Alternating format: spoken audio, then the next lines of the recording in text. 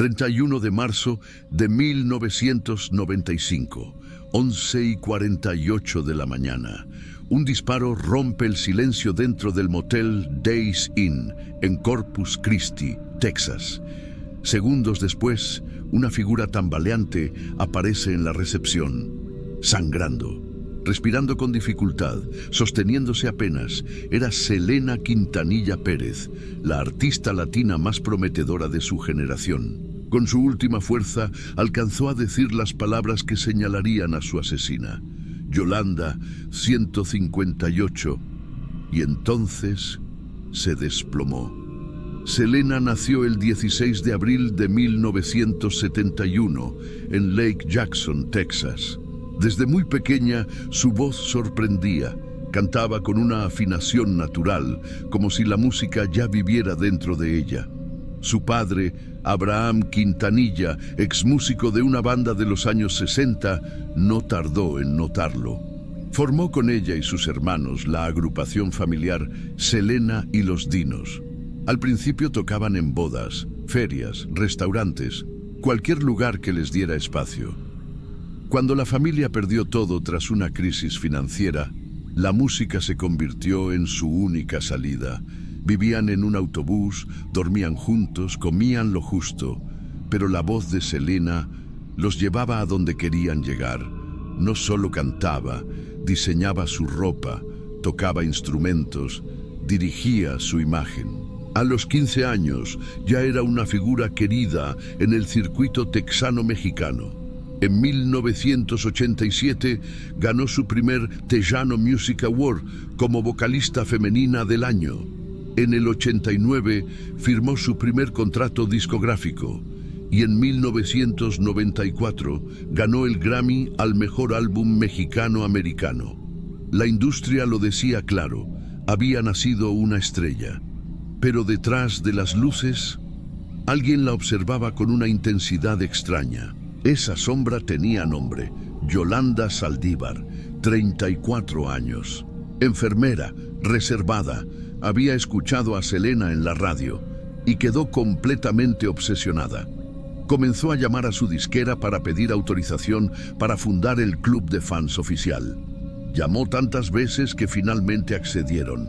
Yolanda parecía inofensiva, organizada, eficiente. Selena, siempre amable, la recibió con cariño.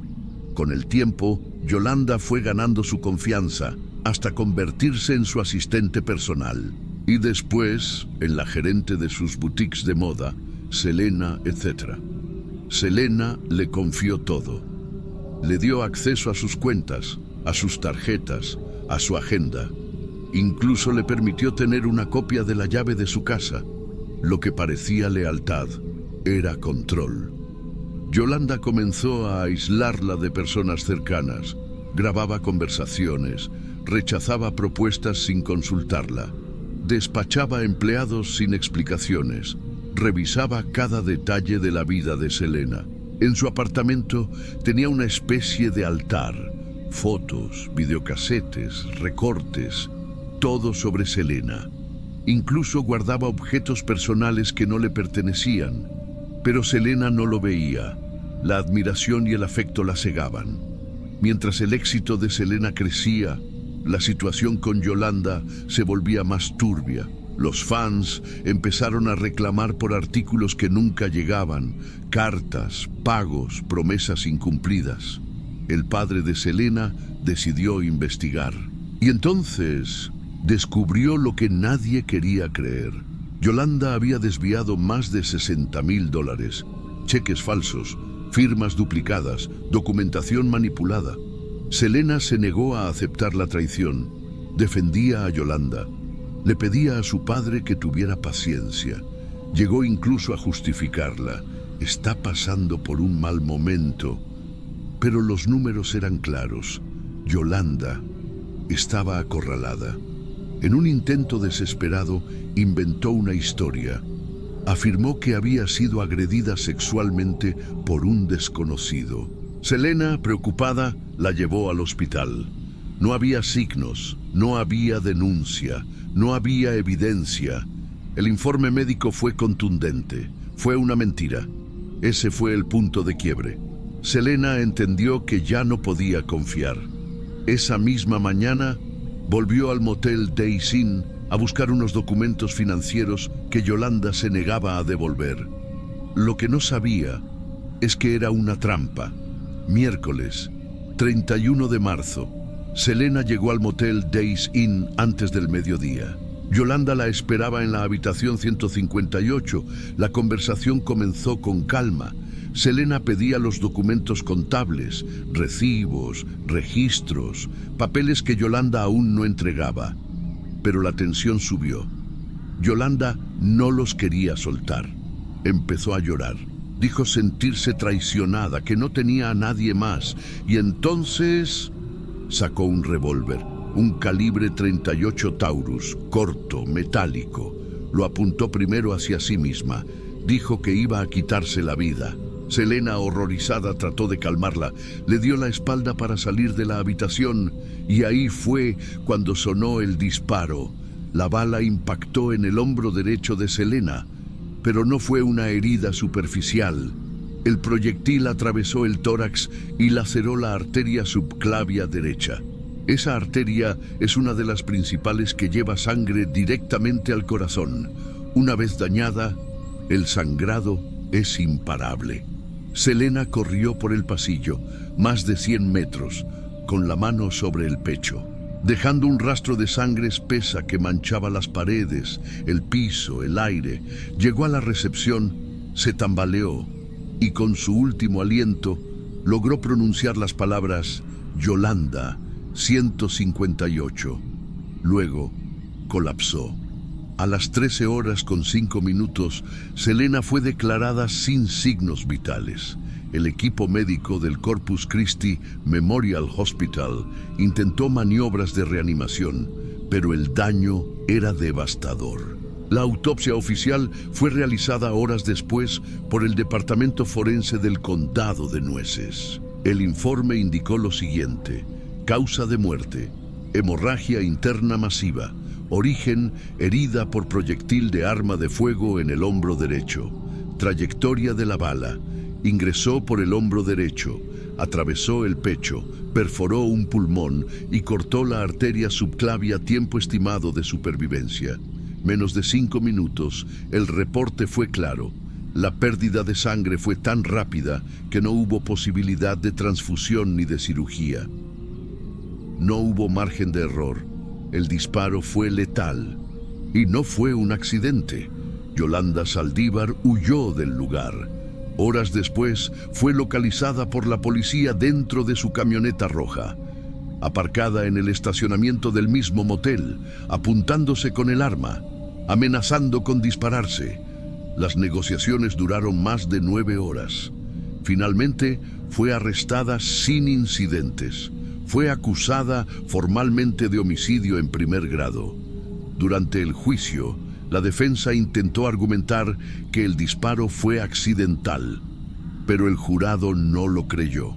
Yolanda fue condenada a cadena perpetua, con posibilidad de libertad condicional después de 30 años. Eso significa que en el año 2025 podría volver a solicitar su salida. Selena fue enterrada el 3 de abril. Miles asistieron. Muchos más lloraron desde sus casas. Las estaciones de televisión interrumpieron su programación. Se escuchaban radios con su voz, con sus canciones, en cada rincón. Tenía apenas 23 años. Su álbum póstumo, Dreaming of You, fue un fenómeno, rompiendo récords, cruzando fronteras, pero su ausencia dejó algo más que silencio. Dejó una herida cultural. A veces, el peligro no viene disfrazado de enemigo. A veces, viene de alguien que dice amarte. Y aún hoy, muchos se hacen la misma pregunta. ¿Cómo es posible que alguien que te admira termine por destruirte? ¿Cómo se rompe la delgada línea entre la devoción y la obsesión? No hay respuesta clara. Solo queda el eco de una voz que ya no está. Una carrera interrumpida, una vida arrancada, una estrella que sigue brillando. en la memoria. Selena Quintanilla Pérez, la reina del Tex-Mex, la voz que jamás debía haberse callado. Dicen que uno nunca ve venir el peligro cuando viene disfrazado de cariño. ¿Tú qué piensas? ¿Crees que Yolanda planeó todo desde el principio o que algo en su mente simplemente se rompió? Déjame tu opinión en los comentarios. Y si quieres más historias reales que te erizan la piel, suscríbete y activa la campanita. Nos vemos en el próximo cuento sombrío.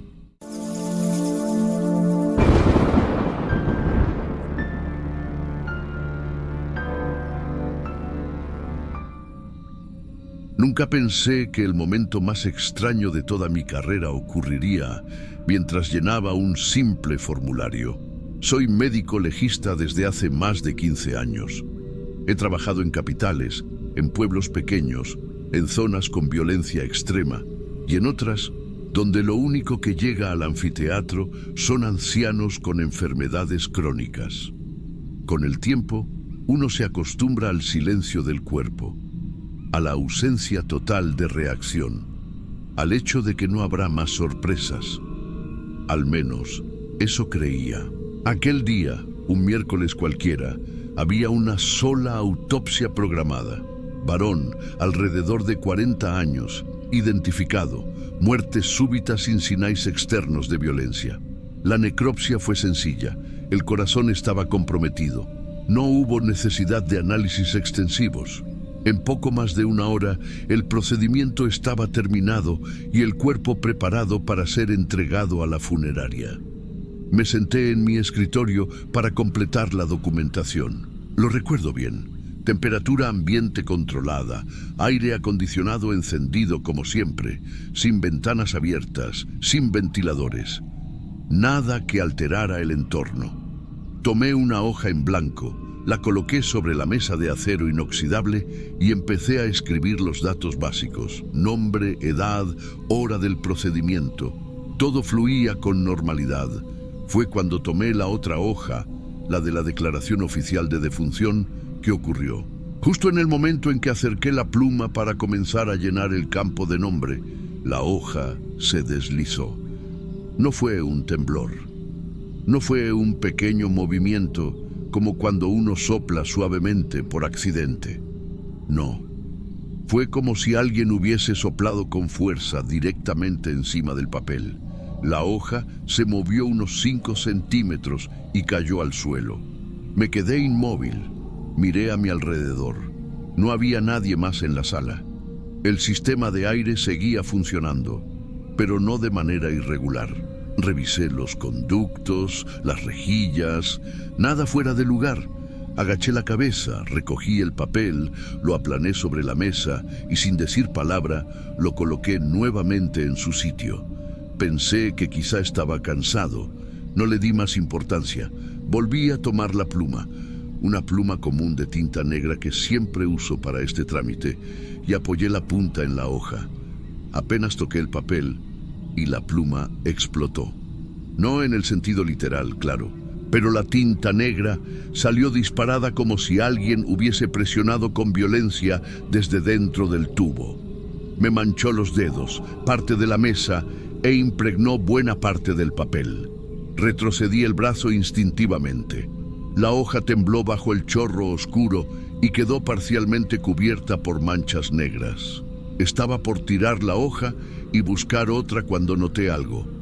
En medio de la tinta, entre líneas desordenadas y salpicaduras sin forma, empezó a definirse una palabra.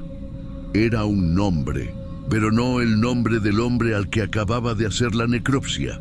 No, ese nombre no lo conocía. Me incliné, me limpié los lentes con el borde del delantal y observé con atención. Estaba ahí, en el centro, con todas las letras bien formadas, como si alguien hubiese tomado mi mano y la hubiese usado como herramienta para escribirlo. Pero yo no lo había escrito. No había movido la pluma. Era como si la tinta hubiese decidido por sí sola qué palabra formar. Sentí una presión en el pecho. Anoté el nombre aparte. Lo guardé.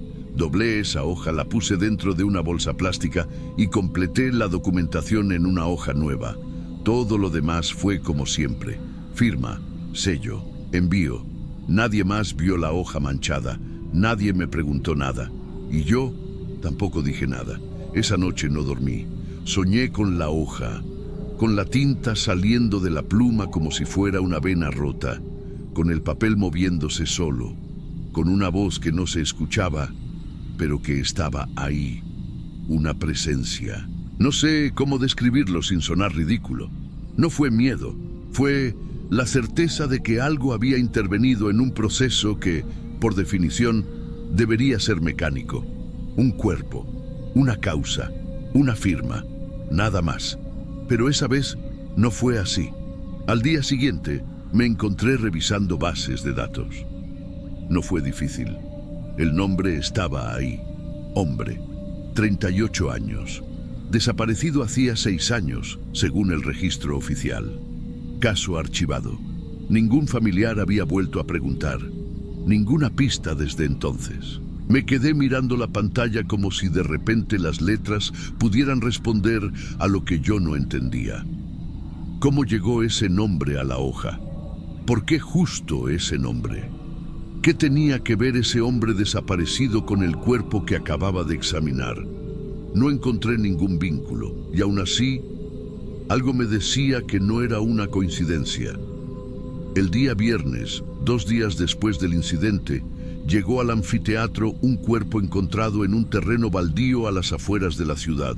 Estaba en estado de descomposición moderada, pero con suficiente integridad para ser identificado visualmente. Venía sin nombre. Lo habían hallado unos adolescentes que salieron a grabar videos en una zona abandonada. Llamaron a emergencias al sentir el olor. La policía no encontró documentación. Solo un llavero, una cadena sin dije y un billete viejo, arrugado. Hice la autopsia como cualquier otra. Signos de abandono prolongado.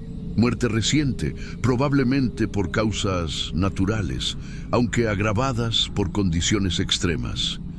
No había nada particularmente llamativo, hasta que el agente forense me entregó un sobre con una copia de los registros de huellas que acababan de cruzar, no sé con cuál base nacional. Lo abrí, y ahí estaba, el mismo nombre, el mismo que había aparecido por sí solo en la tinta derramada de la pluma, el mismo que no tenía ninguna relación con el hombre de la necropsia del miércoles, el nombre que la hoja me mostró antes de que este cuerpo siquiera fuera hallado. Ese fue el momento exacto en que dejé de buscar una explicación, porque no la hay, porque no puede haberla. Porque nada de lo que aprendí en la facultad, en las residencias, en las charlas clínicas, me prepara para una pluma que estalla sin presión o para un papel que se mueve sin viento, y mucho menos para un mensaje que llega antes que el propio muerto. Le mostré la hoja a un colega de confianza. Me miró en silencio. Me dijo que probablemente había escrito ese nombre sin darme cuenta, que a veces la mente juega trucos cuando estamos bajo estrés, que tal vez lo había leído en alguna parte y se activó solo. Le dije que revisé cada hoja de cada caso que tuve esa semana. Ninguno tenía ese nombre, ninguno. Y además, ¿cómo explicas el movimiento del papel, la tinta, la precisión de las letras? No insistí. No sirve. Hay cosas que uno debe guardar para sí. Desde entonces cambié un pequeño hábito. Nada grande, nada radical. Sigo llenando los formularios como siempre. Uso la misma pluma. Me siento en la misma mesa, con el mismo aire acondicionado, el mismo olor a alcohol y formol, el mismo silencio aplastante que siempre hay cuando solo hay cuerpos y nadie más. Pero antes de poner la pluma sobre la hoja, espero. Solo un segundo. Respiro y espero. No porque tema que vuelva a pasar, sino porque, en el fondo, sé que puede pasar. Y si vuelve a pasar, no quiero estar distraído.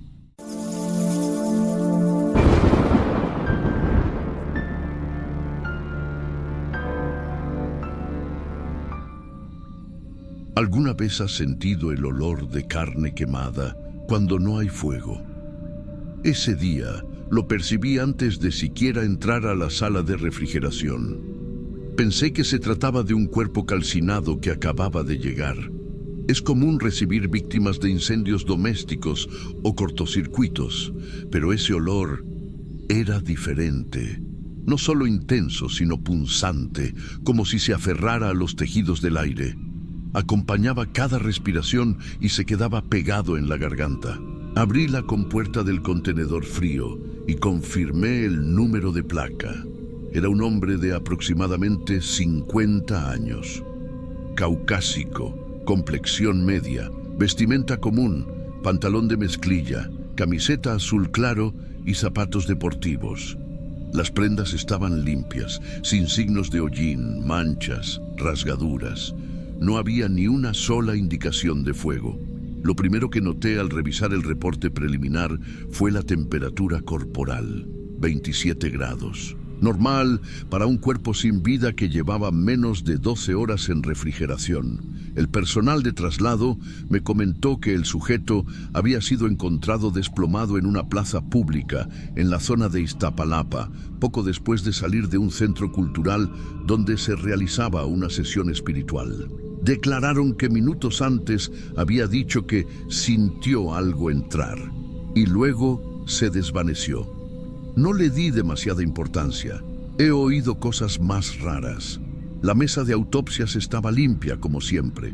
Acomodé mis guantes. Pasé un trapo con antiséptico sobre el pecho del occiso y encendí la lámpara principal. La piel lucía normal. No había ampollas, ni eritemas, ni carbonización. Sin embargo, el olor persistía. Salía de él, no del ambiente, de su interior. Inicié la incisión torácica con bisturí número 20. Al atravesar la dermis y tejido subcutáneo, noté algo que me hizo detener el corte por un segundo. Un pequeño vapor ascendía, casi imperceptible.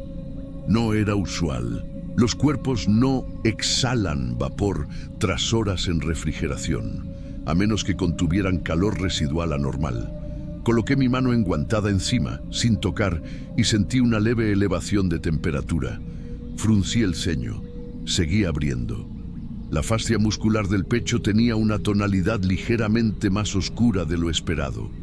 Al separar el esternón, la cavidad torácica liberó una nueva oleada de ese mismo olor, solo que ahora estaba amplificado.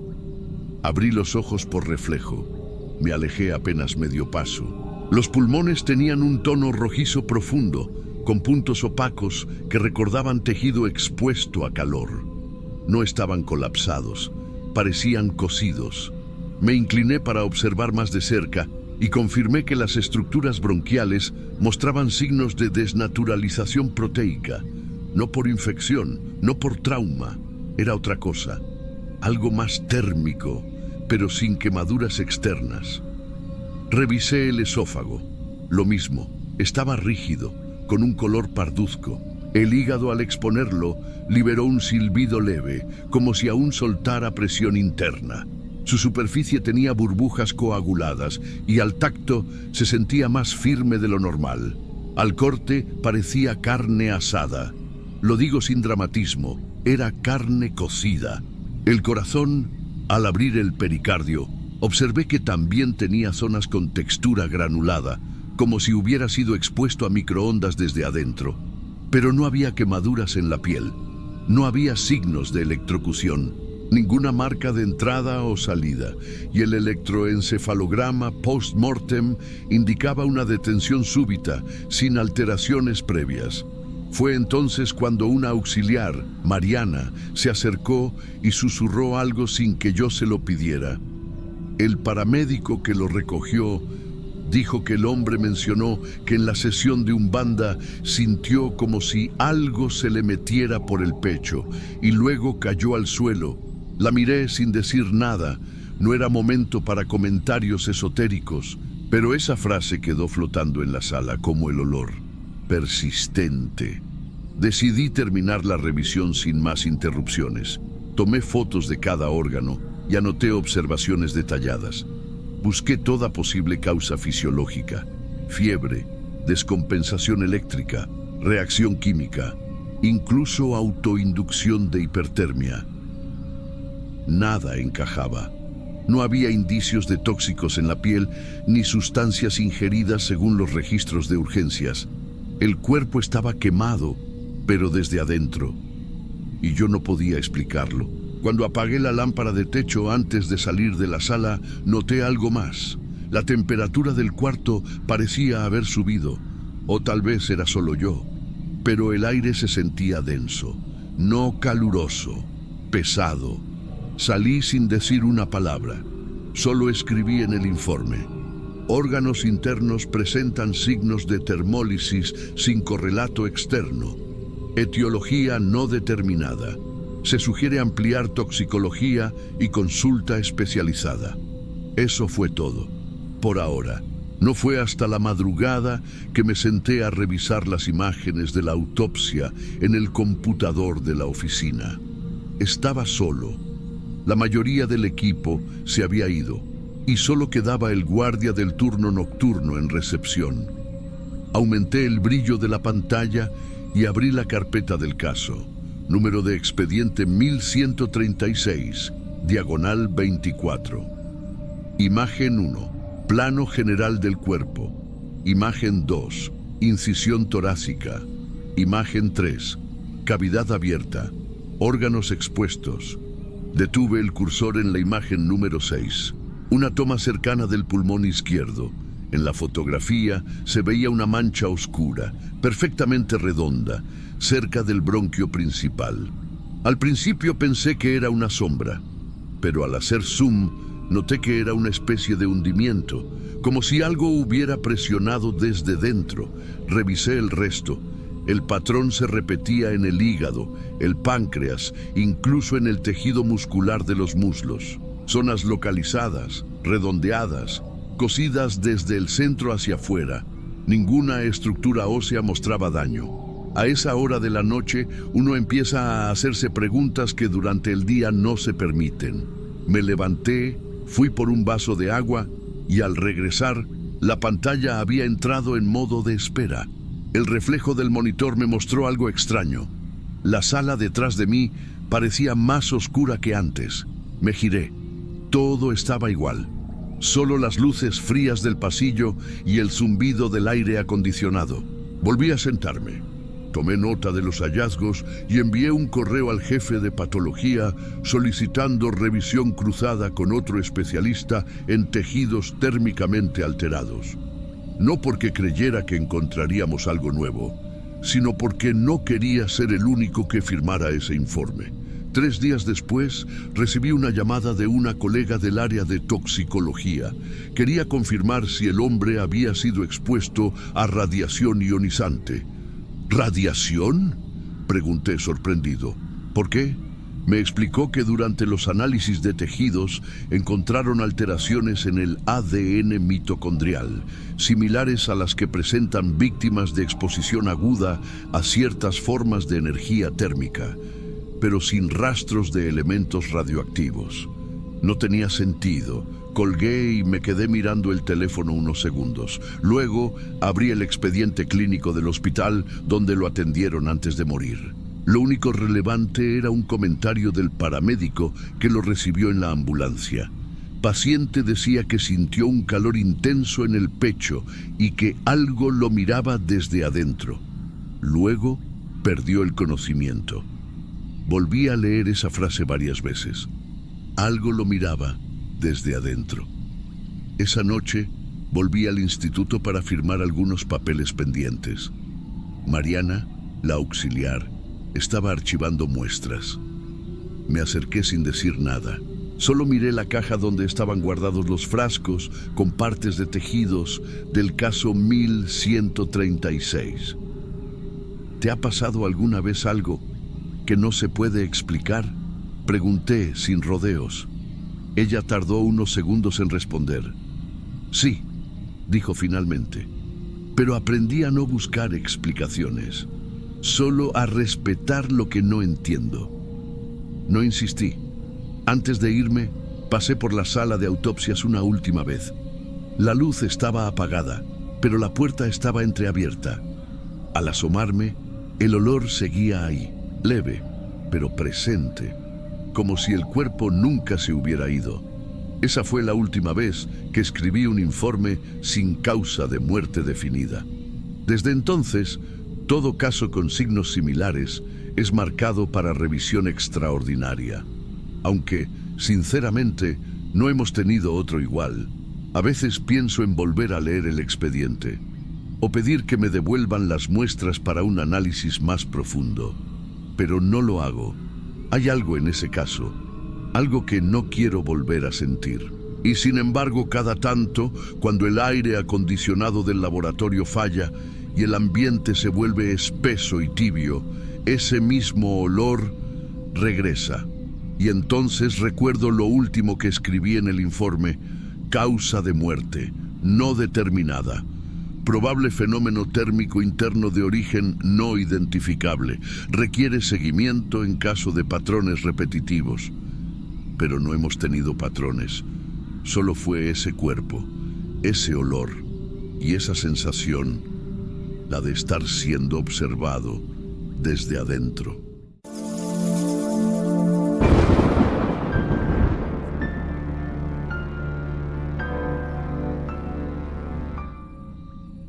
Todo comenzó con una observación que parecía pequeña, pero en mi trabajo aprendí a no ignorar lo que se repite en silencio. Yo no lo conocí en vida, solo vi su cuerpo, pero las enfermeras me contaron. Decían que todos los días, a las 5 en punto, un ave se posaba en la ventana de su habitación, siempre la misma, siempre en el mismo lugar, siempre a la misma hora. No era un pájaro cualquiera. Según ellas, no cantaba, no volaba en círculos. Simplemente llegaba, se quedaba ahí unos minutos y se iba. Un hombre mayor con cáncer en estado avanzado. Lo internaron ya sin esperanzas. No tenía visitas, no tenía familiares en la ficha, pero tenía a esa ave. Yo trabajo en el Instituto Forense desde hace más de una década. He visto de todo. Lo real, lo horrible, lo inexplicable. Pero hay cosas que no se escriben en los informes, cosas que solo se quedan en la memoria de quienes las presencian. El día que ese paciente falleció fue tranquilo, según me dijeron. Murió por la mañana sin dolor. Había estado dormido casi todo el día anterior. No sufrió. Eso sí lo anotaron en el expediente. A mí me asignaron el caso por sorteo. No era un cuerpo complicado. Solo necesitábamos confirmar que el deceso había sido por causas naturales. Procedimiento simple, sin urgencia. Su cuerpo llegó al IML poco después del mediodía. Lo acomodamos como hacemos siempre. Verificación, fotografía, pesaje. Tenía el rostro tranquilo. Esa expresión que a veces sorprende, como si se hubiera despedido en paz. A las 4:45 estábamos listos para comenzar la necropsia. Entré a la sala con mi auxiliar, Julio. Preparó el instrumental. Yo me lavé las manos, como siempre. Silencio, luz blanca, todo clínico, aséptico, ningún detalle fuera de lo común.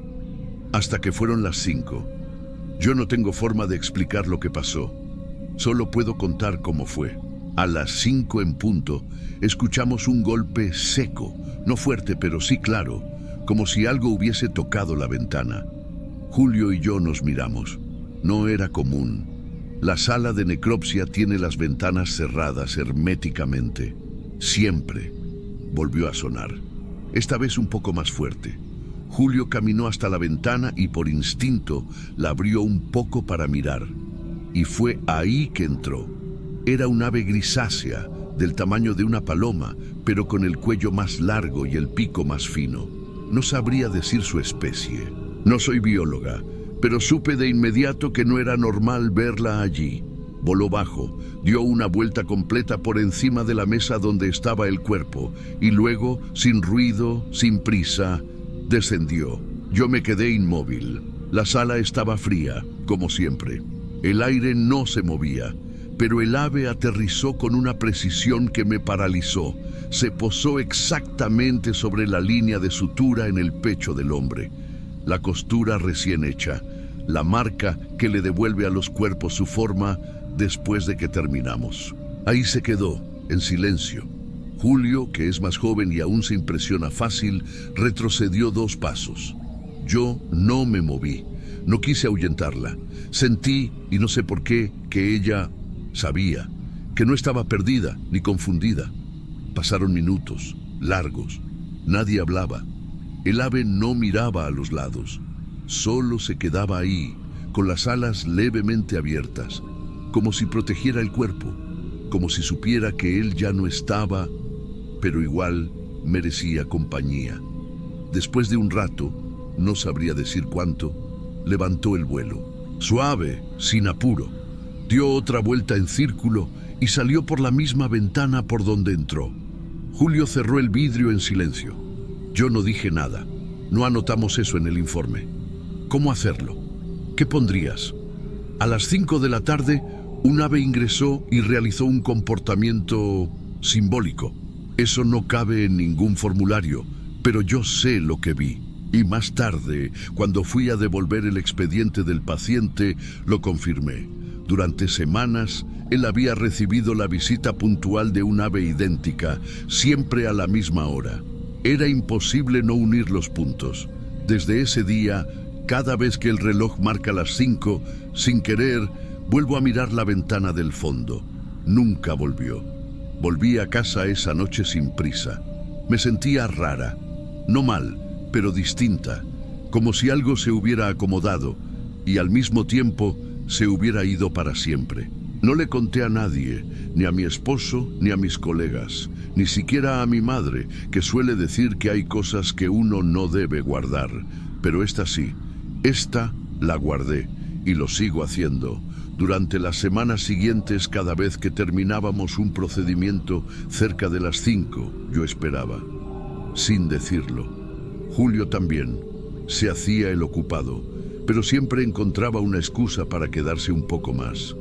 Los dos sabíamos que esperábamos lo mismo. Nunca regresó. Pasaron meses, muchos, hasta que un día, buscando otro archivo, me topé con el expediente de aquel paciente. Lo abrí por impulso. No sé qué esperaba encontrar. Tal vez una pista, tal vez una explicación, pero no. Lo que encontré fue un papel suelto, doblado dentro de una de las solapas del sobre. Era una hoja pequeña, escrita a mano, la letra temblorosa pero firme. Decía: a veces no hace falta que alguien hable, con que venga es suficiente. Fecha: 3 días antes de su muerte, sin firma. Me quedé mirando esa frase por largo rato. No era parte del expediente médico, no tenía valor clínico, pero estaba ahí. Lo leí varias veces. No supe si lo escribió él, si alguien se lo dejó, si lo pusieron por error. Pero pensé en la ave y entendí algo que no sé explicar. Hay muertes que pasan sin ruido y hay presencias que también. En el instituto estamos entrenados para ver lo concreto: órganos, tejidos, causas. Pero hay días, pocos, contados, en que lo concreto se calla. Y lo otro, lo que no tiene nombre, llena la sala. Ese fue uno de esos días.